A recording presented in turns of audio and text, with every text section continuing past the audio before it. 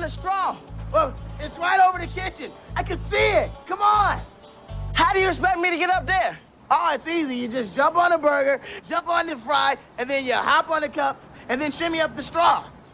What is this, American Gladiators? Come on. All right. I'm a dude, he's a dude, she's a dude. We're all dudes, hey, I'm a dude, he's a dude, she's a dude. We're all dudes, hey, I'm a dude, he's a dude, she's a dude. We're all dudes, hey, I'm a dude, he's a dude, she's a dude. We're all dudes, hey. Welcome back to the finale of the Good Burger special. Keenan and Kel with Adam and Aaron. I am Adam. And I'm Aaron, and we are about to step into Act 3 of the world-famous debacle, rivalry between Mondo Burger and Good Burger. You have come to the right place. It's been a marathon podcast. We're about to enter our third hour, and we're still going. The phones are still live, people. You're listening to it in parts. We are filming it all at once, recording it. Oh boy! Thank you for joining us, and I hope that we've spread the enjoyment out over enough weeks. So let's get right into it. So Dexter and Ed discover that there's something off with the Mondo Burgers after doing a dog test. So they committed to let's get down to business and see what's up at the rival food chain to their Good Burger. So Ed and Dex are going to get to the bottom of this. They enter Mondo Burger, and this is the first time that Ed is dressed in something different. Yes, and it's very different. Because both he and Dex are dressed as ladies. Very elegant and beautiful ladies. It's kind of like a middle-aged lady vibe. Yes, like a Hush Child vibe, you know? Hush Child is a good way to put it. They have like their Sunday best on, like they're going to church. Their eyeshadow matches, and it's like green. They got their handbags and their gloves, and their dresses, the floral dresses. No explanation to how they obtained these outfits, for the record. Nope. But they walk in, and their goal is to, find out what's happening to the burgers. The security guard or server comes over and asks if he could help them. He tries to escort them over to the bathroom, which they ask for, and then Dex slaps him away, makes a scene. Yeah, he starts like don't touch me. He's looking for any kind of excuse to not to break away, and then in mid fighting him off, he stops and he goes, "Water, water, water." And the server freaks out. He's like, "Okay, I'll get you water." And then she's slapping him with the bag. Water, get the water. Oh yeah. Then he breaks and he just says that Ed, all right, let's go. Then Ed stops and he's like, "Wait, what about your water?" and I mean, at this point, you gotta just appreciate Keenan and Kel for because sometimes in their TV show they don't get to play different characters, right? Yeah, and let alone play different characters playing different characters. Exactly, and so this is their wheelhouse right now. They are skit actors through and through, and it's a lot of fun right here. It's a lot of fun. They're dressed up as these ladies and they are crushing it, right? It feels kind of straight out of an All That skit. I kind of wish, it does. I kind of wish though that Ed was pregnant. like in our Ron Harper episode. Yeah, foul bowl. It's a little unfortunate because Ed can't really play a double act. Again, he's kind of stuck in the single character. Right. Yeah, so they look through the window of the kitchen and try to see what's up with the burgers. And they see that not only is that there is a special ingredient being added. Yes, there is a aluminum tin, a giant bottle with a hazard sign on it, and there's a guy with a pipette. Dropper. A pipette, yeah. Adam. Okay. I took 5 chemistry classes in college. I'll call them turbines. That's you call them pipettes. Pipette. Sorry. So, anyways, he takes a single drop and puts it on each patty. Then the patty goes through this convection oven type grill machine. It's probably a radiation oven. Yeah, but that's what it looked like. And they're blown away. They're like, oh my gosh, that's the reason these burgers are so big, and that's why the dog won't eat the burger. It must be illegal. it is illegal, Kurt says from behind them. And they are like kind of pushed through the door. We missed it earlier, but Kurt, in one of his office scenes, sent a command to the kitchen to make the burgers 3 times as big versus 2 times as big. Like, that was his solution. And remember, this is only a single drop per burger, is making them huge. So, yes, Triampathol, as he calls it, is very illegal.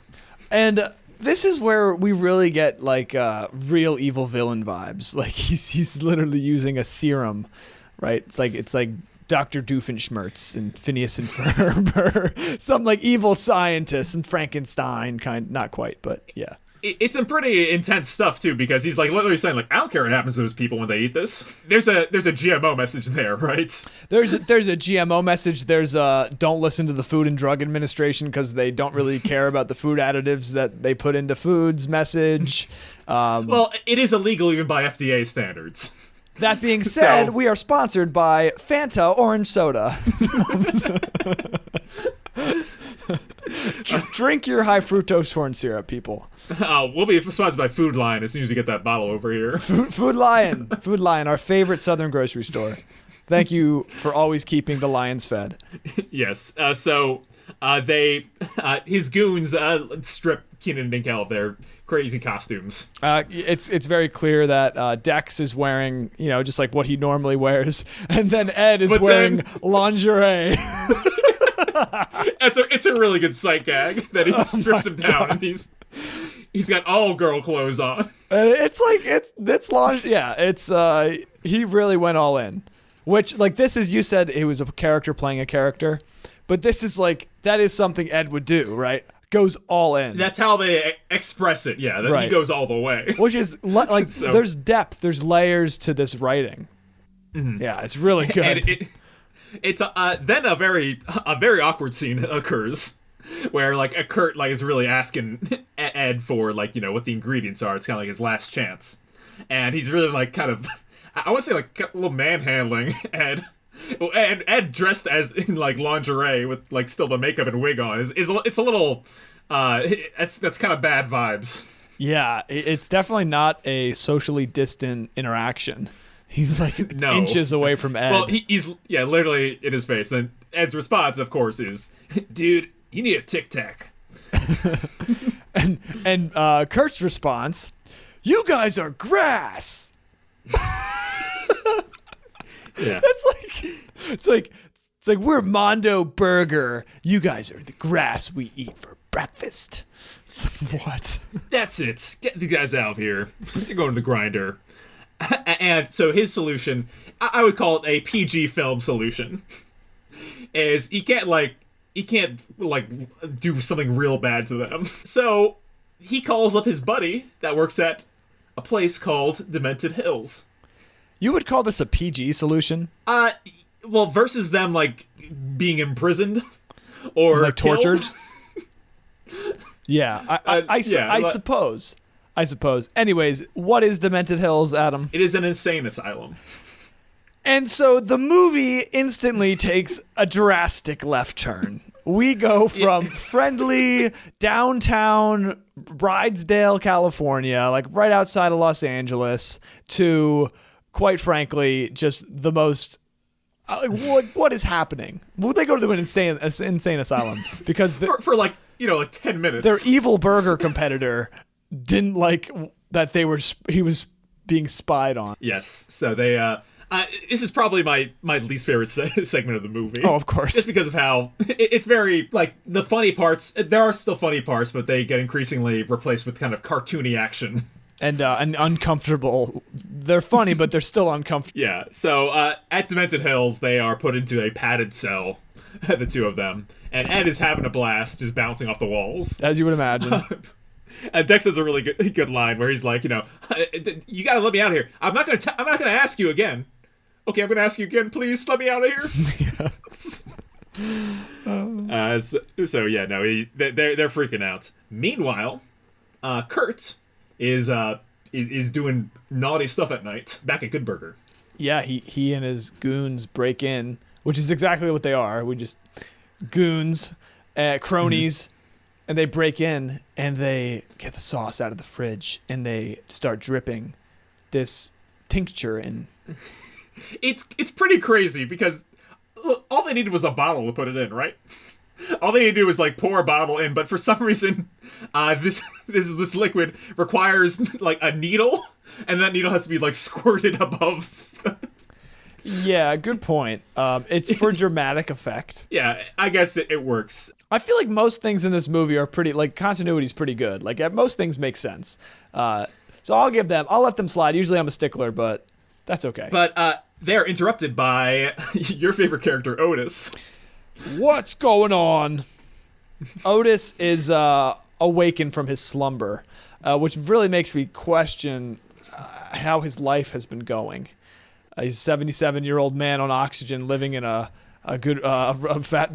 place of his work. Maybe he has just pledged allegiance to Good Burger. He was locked in, right? like they broke the lock on the outside of the Good Burger, so he wasn't able to leave. Yep. But yeah, no, he's who are you? Your mama, that's who. They identify him as the old guy that works there, and Kurt, in his villainous ways, explains what they're doing. They're putting what's called shark poison into the sauce, which is going to make the customers sick. And Otis is like, well, no, you're not. I'm just going to call the police. And they're like, book him. And so back to the padded cell, and in walks Otis in a straitjacket and masked up, kind of. Yeah, but before that bit, we did skip their kind of day at the insane asylum. Oh, right. Three major things happen. Ed meets a girl, a psychopath. She's self-described. Self-described, yeah. Her name is Heather, which is Ed's mom's name. Really? No, not really.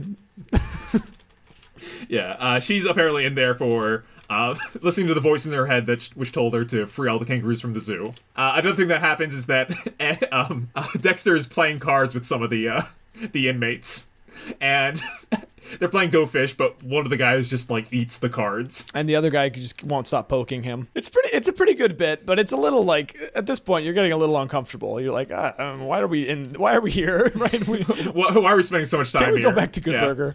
And then the last bit, Kel sits next to this guy in a straitjacket on the couch, and he's clearly like nonverbal and kind of angry.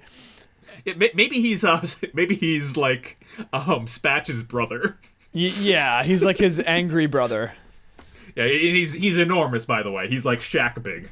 Yeah, he's a big guy, and Ed basically like lets him out of the straitjacket, and he starts attacking people. Starts off screen, destroying things off screen. Yep, they didn't have enough budget for on screen. At the end of the scene, someone shouts, "Goodness gracious, he's killing Sydney!" Oh, I didn't catch that. Yeah. Poor Sydney. Hope you're okay. But yes, the Otis scene happens. He gets captured and sent to the same cell as them. Ed is talking to him while he's gagged, and he's kind of like, "Oh, I'm fine. How are you?" Ed doesn't seem to mind that he's in a different place. And so they ungag him. He's like, "Do I look fine?" And he explains to them what Kurt's up to, and that they got to get back to Good Burger before 10 in the morning, or else someone's going to eat that sauce and get sick, and that'll be like that's a lawsuit for Good Burger. That's right. And that would not be good. Not even a lawsuit. Somebody would get sick. Oh yeah, absolutely. Double bad. That we're back in the main room, right, in the morning in the insane asylum, and a very Nurse Ratchet nurse comes in. Am I missing something? No, yeah, you're right. I was just gonna point out that Dex says, like, the night before, he's like, "We gotta make a plan to get out of here." And then what they do in the next scene seems like an accident more than a plan. Yeah, it's not a plan. A Nurse Ratchety figure for like 1 second is on screen and like, time for medicine. I feel like and then she leaves.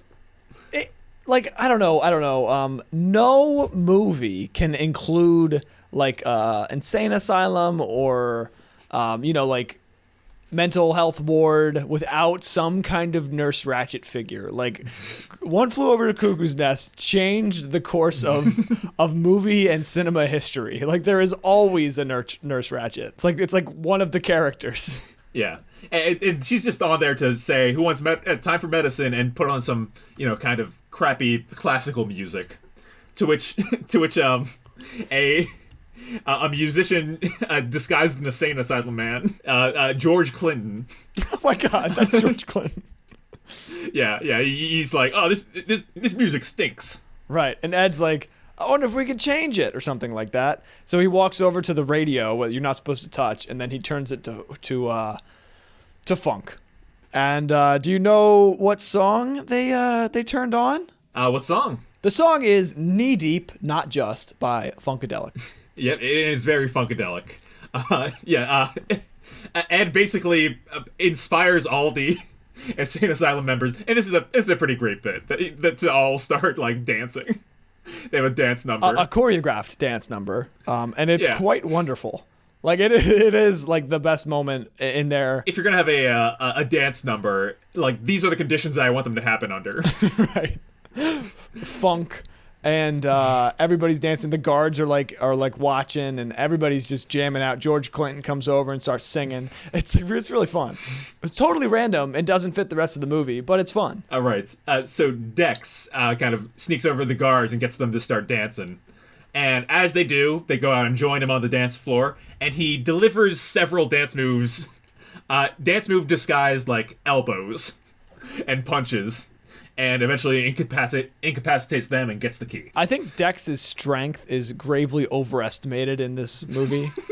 But yeah, it works. And so he grabs the keys and they're running away. In 10 minutes, he's gonna like be opposed to doing some physical activities to get onto Mondo Burger. Well, that's correct. That's so it's kind of doesn't exactly match this, but what I want to say is what I like about this escape sequence is they don't just like run out of the building right away. They're like in the building and they have to figure out how to get out. So it's almost like literally a dream. Yeah, right. Right? Yeah, it's like there's like a maze and you have to find your way. They go into like a room and they're like, oh no, this isn't it, this is a dead end. And inside that room is the giant big scary guy that's Ed let out of this straitjacket. Spatch 2.0. It looks like he's gonna threaten them, but no, he sees Ed and they're cool. Yeah, he gives him they do like a handshake thing. And an announcement comes on, which I like that a lot. The announcement says that there's an escape attempt, all the doors have been locked. Which is good. Not enough movies do that. Right. Yeah, it usually takes them like way too long. So they're like, oh, how are we going to get out of here? Dex recommends the window, which Heather says it's... do you have what that window is? Triple bulletproof something. Yeah. Hermetically sealed, triple thick bulletproof glass.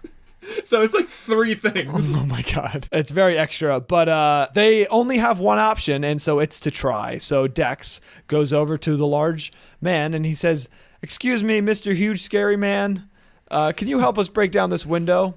To which the huge scary man grabs Dex, spins him around, and launches him out the window, shattering the helix bulleted third wheel windows.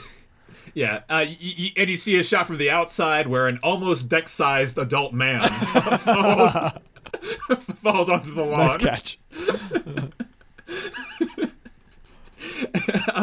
Followed by Otis leaping out, and you see a not nearly as old a balding white man. I love how Otis jumped out of the window. He's 77 years old. Yeah, he's real like eager. Sleeps on the ground in a fast food restaurant. And Ed says goodbye to Heather, the kind of love of his life. Yeah, they really had something going, which we didn't really do justice, but they definitely had some chemistry. So they give each other a nice big embrace and a hug. And then Ed jumps out. He goes over to the bed. He gets ready, and then he runs towards the windows, and he jumps out another window, not the open, not the already broken one, and he lands right on Dex. That's probably the thing that aged the worst. The description they give of the glass and how easy it is to break. Yeah, that is probably the biggest hole. Oh well. They get a plan. They got to get out of here. So they go over to the deliveries part of Demented Hills. where what's being delivered? Do do do do do do do do do. No, that's not it, right? Is it Yeah, that is it. Ice cream. Oh, is that what's the ice cream jingle? That's like the carnival one. Nope, that's not it either. No, that's do. No, that's not it. Do do do do do. No. Okay. All right, we're not gonna get There's it. an ice cream truck, and the guy is delivering ice cream to these young children. Did you see the name of the ice cream company? Oh no. Obese Farms. Do you remember in, what was it, Twizzles Fizzles? Yeah, they're on the couch, they're just eating ice cream and stuff like that, and I point out the name of the ice cream brand. Oh, no way. In Kenan and Kel, is like Obese. Oh right. Obese Farms. They did it again. They Wow. kept it. It's a great Easter egg. They must have like a master file of all the brand names, right? Yeah. Like somebody has to have that. They have like 3 jokes in their head. Right. And they're Right. They're like shuffling yeah. through. But yeah, a car chase ensues between the ice cream truck they steal. What does Otis say? He's like, "We're taking your truck, punk." And then and Dex says something along the lines of like, "Oh, don't worry, we'll bring it back." And that the Demented Hill guy is chasing behind.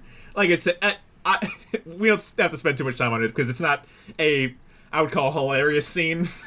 It's just kind of like, haha, I get it, baby. Hold on. What's up? This is a great car chase. Oh, okay. Like I've seen a lot of movies, and I've seen a lot of 90s movies, and this is a pretty good car chase for the quality of movie we're watching. Yes. Like it's I'll agree mechanically on paper, it's a good car chase. I just don't think it's like jokes every second real funny like I want it to be. No. Yeah. But it's a good car chase. There are 2 trucks chasing after each other, and then they start throwing ice cream sandwiches out the window and saying like what they are, and like, oh, some vanilla, oh, some raspberry sherbet, oh, and they just start Yeah. they start peppering the windshield, and then the slipperiness of the ice cream gets stuck on the windshield wipers. The guys can't see. They're driving. They almost, like, they go right back on that road where Mr. Wheat lives, and he's installing a brand new mailbox that was, because the other one was destroyed by the Burger Mobile earlier in the show, and just when the new mailbox is about to get hit, the ice cream truck swerves and misses it, and then the truck behind them jumps over this embankment of this construction vehicle and lands right on the mailbox and destroys it, and then that gets rid of those bad guys who are trying to chase him down. And you're telling me it's not even worth talking about? That's the best. Yeah, you're right. That's the great scene. It's a good bit. It's a The good car bit. chase is good. It's like better than car chases in Bourne movies because it doesn't make you want to throw up. Yeah, it is shot in a way that you can understand. That's important. It's good. All right. They're cutting through intersections where people are crashing, and yeah, no, Slow it's motion a good crashes sequence. and I guess I'll just say I prefer the wordplay comedy to the physical ones. it's not the best. That's all I'm saying. And it's not the best car chase ever, but it stands up. I think it's long, Yeah. but it's not too long. It's funny, but it's not too funny. It's serious, not too serious. Anyways, I wanted to make sure we touched on the car chase because I am a car chase fanatic. Good, we covered it. So meanwhile, this is intercut with 2 old ladies at Good Burger that are like, they order Good Burger with extra good sauce, and they're about to one's about to eat it. At Like, 10 in the morning. At 10 in the morning, yeah. One's about to bite into it, but you know what? I forgot the mustard.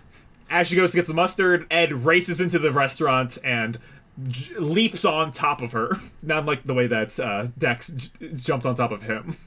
What I really don't like about this scene is the fact that she goes up to get mustard and carries her burger with her.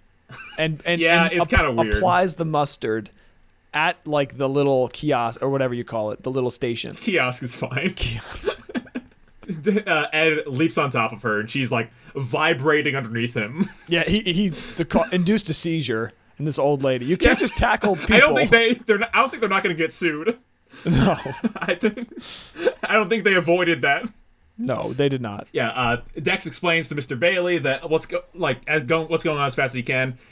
our sauce has been poisoned. We got to get to Mondo Burger and get some Triampathol to prove them that they're ne'er-do-wells. So Ed and Dexter break into Mondo Burger from the outside this time. Here's what happens. They basically just go to the corner of the loading dock, and there's this pipe in the corner, and so Ed climbs up, jumps on top of the truck, and then he jumps The rolled gold truck. The rolled gold truck, yes. He jumps bounces off the wall, scales up the pole, gets on top, encourages Dex to do the same thing.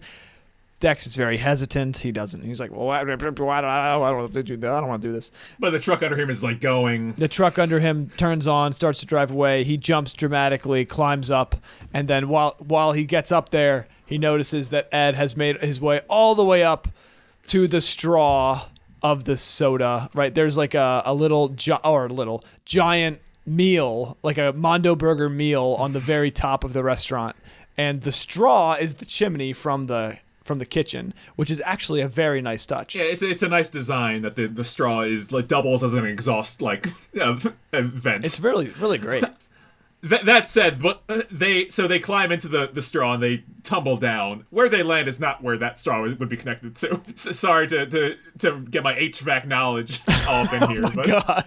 They land in like a laundry basket. So like that doesn't make any sense. Okay, yes, but tell me that when you're watching them break in to this building, you didn't get Diamonds Are for Roger vibes. Like, this have been... did. Like, how did they scale the building and break in through the roof in Diamonds Are for Roger? It must have been something like this, right? Like, they missed that. We missed that scene because we just didn't have the funds to make it, right? But it must have been something like this. Like, Kel just, like, doing something crazy, and Keenan just like, well, I don't really want to... in scuba suits. Keenan and Kel, because of its shape as a stage show, doesn't show you a lot of exterior buildings. Right. So you don't get any awesome moments like that except at the top of the Sears Tower. But which was real. They were really on the Sears Tower for that. They get inside. Adam, we cross-referenced that episode twice in the Good Burger review. If you want to know that episode, it's Doing Things the Hemingway, Season 1, Episode 3. All right, continue. They've made their way into Mondo Burger. Yes, they land in the laundry, in the rubber laundry. I don't know how they do that laundry, but they somehow clean it. Oh, why are they doing... Yeah, you're right. That laundry doesn't match their outfits. How do you clean leather? Anyways... But yeah, they get out there and basically Dex tells Ed to count to 10 and he's going to cause a distraction. Dex goes into the kitchen and what does he do? He pulls out the guns, right? Yeah, so he's basically like, hey... oh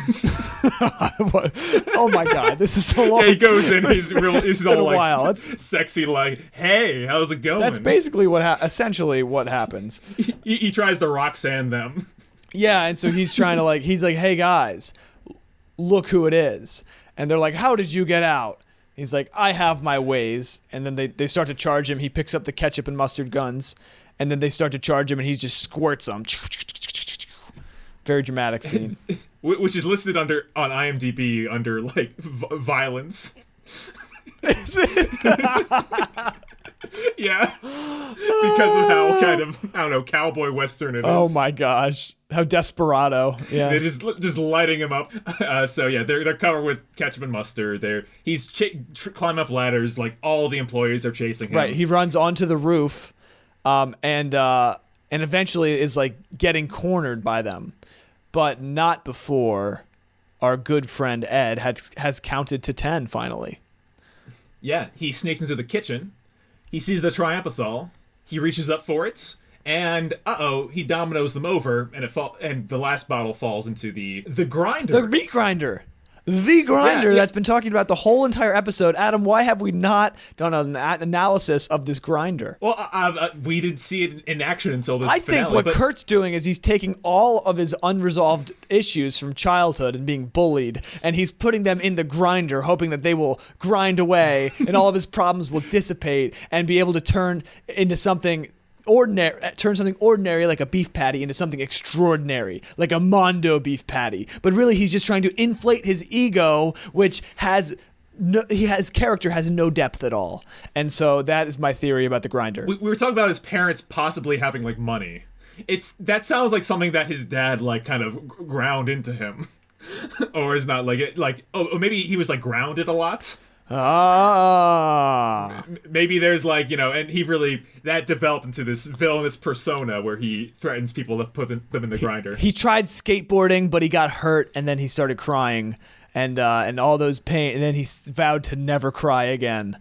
And so he put his emotions in the grinder and turned them into something else. Yeah. So it's great that his literal undoing is the grinder in his Mondo Burger. Like he keeps threatening them to put him in the grinder, and so because Ed, not only does he see that Triampathol's in there, and he grabs another bottle and empties it into the grinder as well. And he just keeps going. As you see the burgers on the assembly line, they start growing into larger sizes. Yeah. On the roof, Dex is gloating that Ed is like miles away by now. He's taking that stuff right to the police.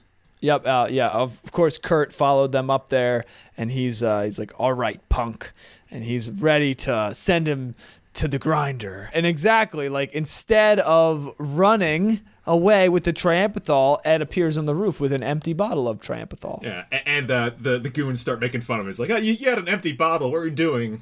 And Dex is like, "What were you doing?" And he's like, "It wasn't empty when I found it." So suddenly we're like, "What is this?" Ed is smart. Suddenly, the Triampathol starts the Triampathol burgers get bigger and bigger, and the whole place is starting to fall down. It starts exploding. Right? The burgers start exploding, just yeah. Pow! And the explosion effect looks real cool. Oh, right? Michael Bay helped them out. It's all in the front of the screen, and yeah. Michael Bay helped out with this scene. Yeah. There's explosions everywhere. And there's burgers in the microwaves, and the burgers are exploding in the microwaves, and doors are flying off, and the grinder is kind of still bubbling, and it's just exploding, and yeah. It's the demise of Mondo Burger as we know it. Ed and Dex try to leave right away, but some of the goons and Kurt go to the kitchen to try and stop it, but they can't, and they all leave, and the whole place basically crumbles to the ground. They destroy the giant Mondo Burger set. Yeah, it's like a giant earthquake, and there's the explosions everywhere, and meanwhile, and then everybody's rushing out of Mondo Burger. Oh yeah. And guess who pulls up in his $22,000 car? It's Mr. Wheat. Yes. Well, I guess maybe it's now like a 24,500 car. Right. More expensive than when he bought it. Yeah. So really excited to have his lunch, and he sees everyone leaving. He's like, "Oh, it must be a shift change." Yes.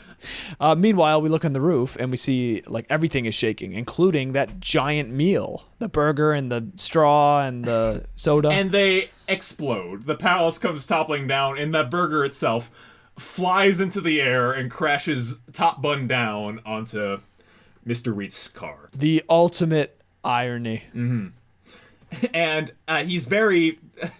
we'll cut back to him in a bit, and he's very upset about it. Actually, he literally looks up in the sky and he says, "Why?" Echoing Keenan. Right. And here's the funny thing, Adam. The reason why is because of him. Yes. It was his arrogance going to dinner there, his caring about his car so much. And No. You trace it back. The only reason Dex was involved in this mess was because of him. Mm-hmm. Yeah. Kind of. I part of me wants to read into that and say that he didn't have insurance himself. So he was real. That'd be the ultimate irony. He was on Dex's case about that the whole time. Yeah, he was a bad dude. Also, what an interesting person. Anyways, yeah. So the cops arrive, the fire department's there, and Kurt and the Mondo Burger guys are getting arrested. The day kicks in pretty fast here. Dex gives half the money that he has made to Mr. Wheat, and he should have the rest by the end of the summer. Yep, Mr. Wheat's in disbelief, but Dex is feeling really good. And yeah, they see Kurt one last time. They basically say when you mess with Good Burger, you go in the grinder. Yes. And that is what happened, right? His Triampathol, the thing that made Mondo Burgers Mondo, was thrown into the grinder along with his ego, and now he's going to jail. It's worth mentioning that they explain the plot to the police when they're there, and the police have found more Triampathol, and it's a very bad case against him now. Dex asks Ed why he did what he did by putting it directly in there, and Ed has a very lengthy, explanation. Are we allowed to put it in? Yeah, I'll put it in. You poured that stuff in that meat, didn't you? Nah, I had to. You had to? Sure, see, I knew if I took the can, there was a good chance I'd get caught. Then I thought, even if I did take the Triampathol to the proper authorities, Kurt would hire some high-powered attorneys who would dispute any charges brought against him or Mondo Burger by manipulating the legal system. And the way that America's court system is congested these days, it would have taken months to convict him of anything. So then I thought, I'll take the matters into my own hands and just pour the Triampathol into the meat supply and let Mondo Burger be a victim of its own foul play. Wait. You thought of all that? So yeah, no, he breaks down like why it would be the best to do this, and he's not stupid, despite the rest of the movie. Right. He is, and this goes back to that original point that Mr. Wheat said in the first scene that we saw with him. Right? Yeah, right. What is it? Opportunities, potential, and intelligence, something like that. Yeah, about applying yourself, overcoming challenges, and this is like the Kel bit. This happens a lot of times throughout future Kenan and Kel episodes, where Kel has a moment of clarity throughout the fog of his usual life. So. That's how it goes. And the final best joke of the movie is where Dex says to him, he's like, "Look, we can't do this contract anymore." And Ed is in disbelief. And Ed says, "Is it because I'm black?" And Dex is just like, "No, it's because I'm black." No, forget it, man. We're still partners, but the money's yours." So they go back to Good Burger for a victorious. Well, before scene. that, Ed says his goodbyes because he thinks this is the end of his relationship with Dex. It's almost like from a different draft of the script where Dex was gonna leave, but they just left that bit in. Dex explains that no, Ed, I'm still working here for a while. Oh. Yes, but they go back to Good Burger. They have Ed on their shoulders. They're hip hip hurraying. They're saying, "Ed, what? Ed, what?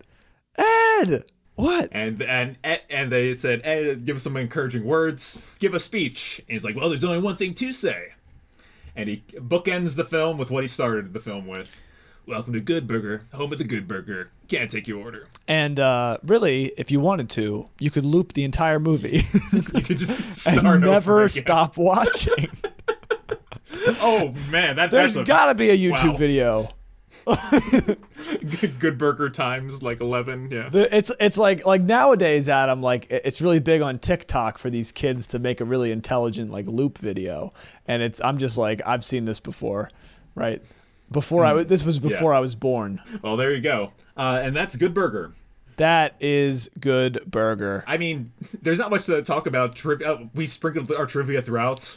What are your final? Let's get into it.